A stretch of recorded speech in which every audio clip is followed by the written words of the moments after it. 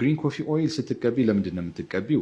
ማዲያት ሲኖርብሽ፣ ደረቅ ቆዳ ሲኖርብሽ፣ ይሄ ሁለት አይነት ከለር ሲኖርብሽ፣ ለነዚህ ግሪኑ ኮፊ በጣም ቆንጆ ነው። አሁን ደግሞ ወደ ግሪን ኮፊ ኦይሉ እንግባ። እስኪ እሱን ደግሞ በደንብ ንገረን። ለምን አይነት ቆዳ ይመከራል? ጥቅሙስ ምንድን ነው? እሱ መቀባት ከጀመርን በኋላ ፊታችን ላይ የምናያቸው ለውጦች ምን አይነት ለውጦች ነው የምናየው? ጥቅሙስ ለዘለቄታ ጥቅሙስ ምንድን ነው የሚለውን እስኪ ንገረን። እንግዲህ ከጠየቅሽኝ አይቀር ግሪን ኮፊውንም ሮስትዱንም አንድ ላይ ነው መልስልሽ። መልካም መጠየቅሽ አይቀርም በእርግጠኝነት እና መጣበት ነበር ቀጣይ ላይ። ስለዚህ ምንድን ነው መሰለሽ አሁን ግሪን ኮፊ ኦይል እና ሮስትድ ኮፊ ኦይሉን ጎን ለጎን አድርጌ ለማስረዳት ልሞክር። ግሪን ኮፊ ኦይል ስትቀቢ ለምንድን ነው የምትቀቢው? ማዲያት ሲኖርብሽ፣ ደረቅ ቆዳ ሲኖርብሽ፣ ይሄ ሁለት አይነት ከለር ሲኖርብሽ፣ ለነዚህ ግሪኑ ኮፊ በጣም ቆንጆ ነው።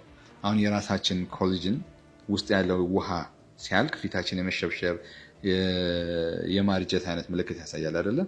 ስለዚህ ግሪን ኮፊን በምትጠቀሚ ጊዜ እነዛ ነገሮች ይሞላቸዋል። አንደኛ በካፌን ኮንቴንቱ ከተቆላው ይልቅ ግሪኑ ካፌን ኮንቴንቱ በጣም ሀይ ነው።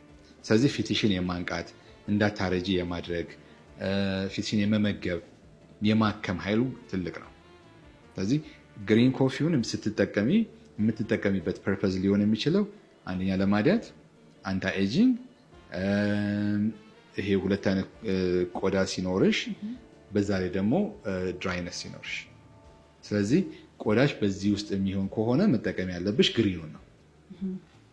ስለዚህ ግሪኑን ተጠቅመው በጣም ብዙ ሰዎች አሁን ማዲያታቸው ፌድ አድርጎ ምናምን ነው